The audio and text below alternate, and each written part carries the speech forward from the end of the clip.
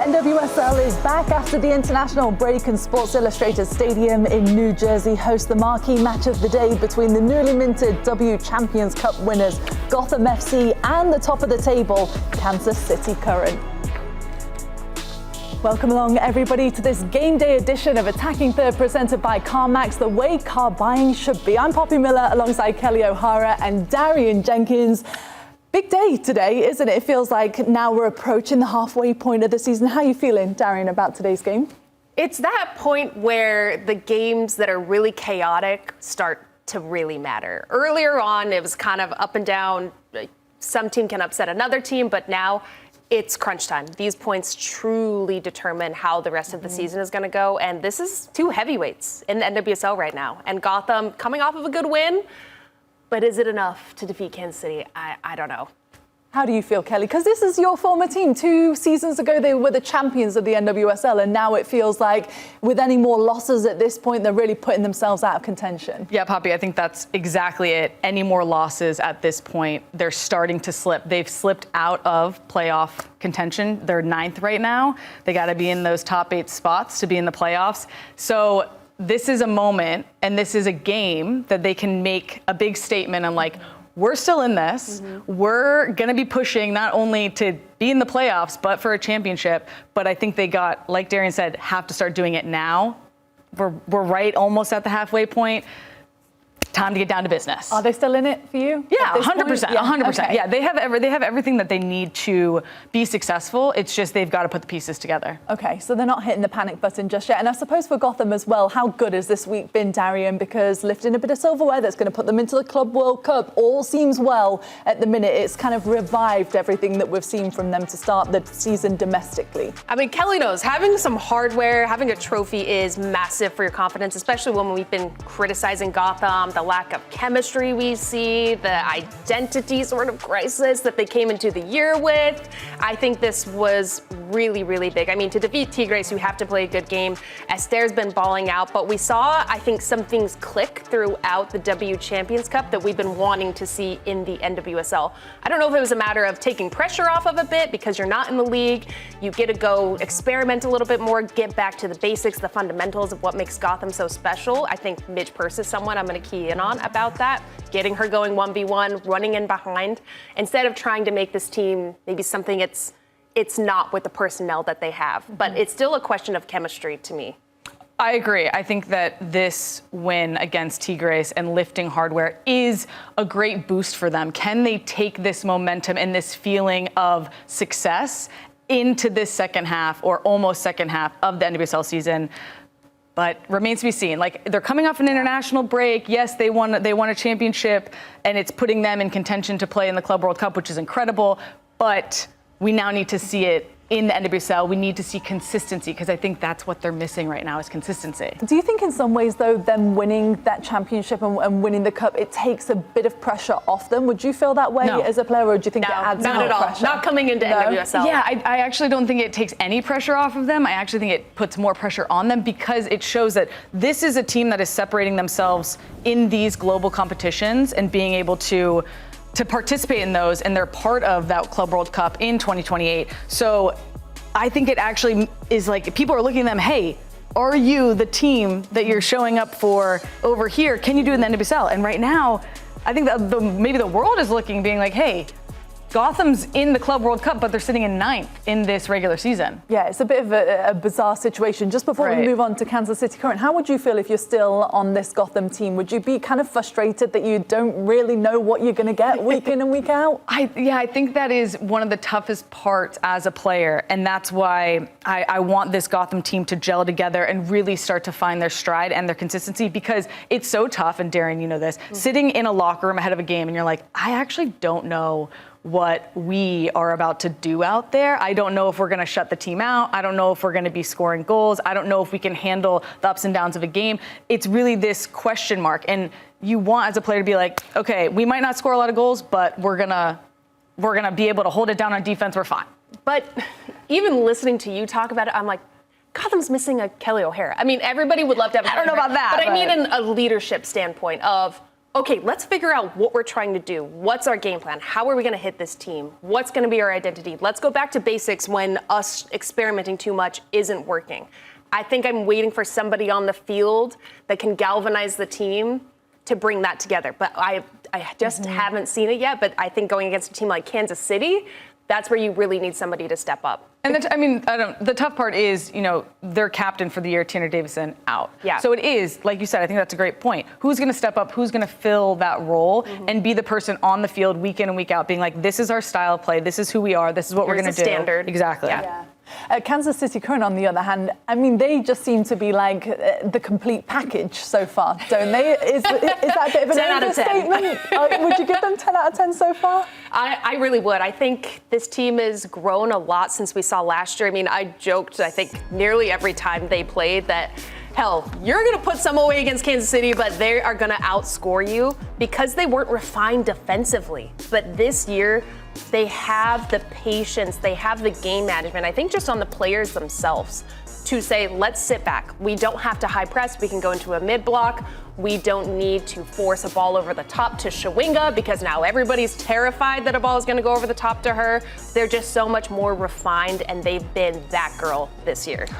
I love that. No, it's so true. I think that's a great point. I think Kansas City, when you play Kansas City, you're like, all right, we're probably going to give up a goal or two, but we might be able to get a goal on them, right? Not this season. This season, they only have 7 goals against, which is, I think, the least amount of goals against throughout the league. And then they have 5 clean sheets, which is leading for the league right now. So the fact that they have taken this really electric, exciting offense and then paired it with a very organized and, shut down defense, it's a great combination. Like Darian said, 10 out of 10. 10 out of 10. That's why they're sitting in first place right now. It's tough to beat. And then I think even mentally going into this game, Kansas City's never lost to Gotham. Shout out to Jen Cooper for the stat. Kansas City's never lost to Gotham. They have 4 wins and 5 draws. And I'm thinking of, do you remember when Kansas City first came and played Gotham? I think in 2023. Okay. And Bia held the ball up like from a corner kick, sent it long to Shawinga, and it was literally watching like a road runner run past, no offense, and Gotham's entire team, and she ended up scoring. That's when Shawinga came on the map against Gotham. It was in 2023. Kelly, I think it was the first that match. I don't know. Yes, I was on that team. Is she calling you out? I don't know if I was on the field for that game. I don't think Kelly was on the field. Kelly would have bodied her. Kelly would have tried to body her before she got away. No, she would have been long. Yeah, well by me.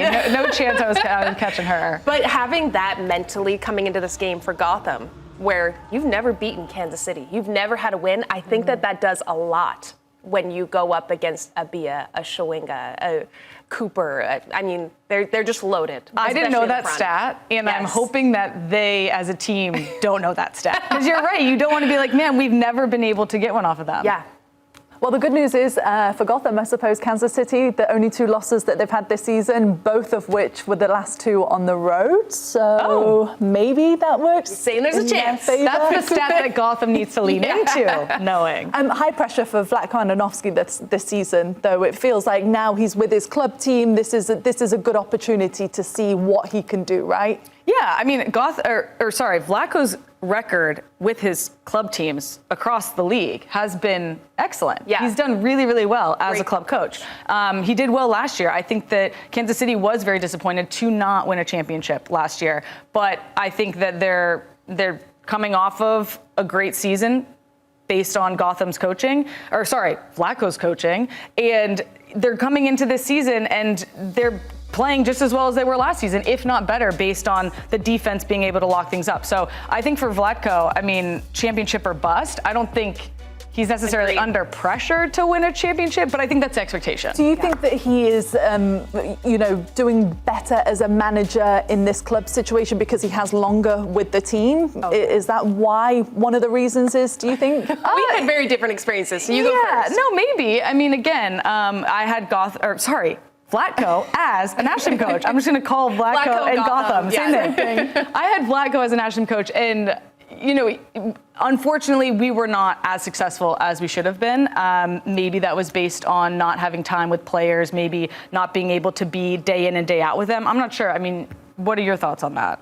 I agree. I mean, that is an intimidating team to go into as well. I'm not sure that leading into that, there was I'm here to teach you guys and I'm going to set the new standard. You have all set the standard for what U.S. soccer was. So I don't think it was a right mix, maybe not right time. I don't know. I had Vlatko as my coach when I played for Seattle Reign for a season and a half.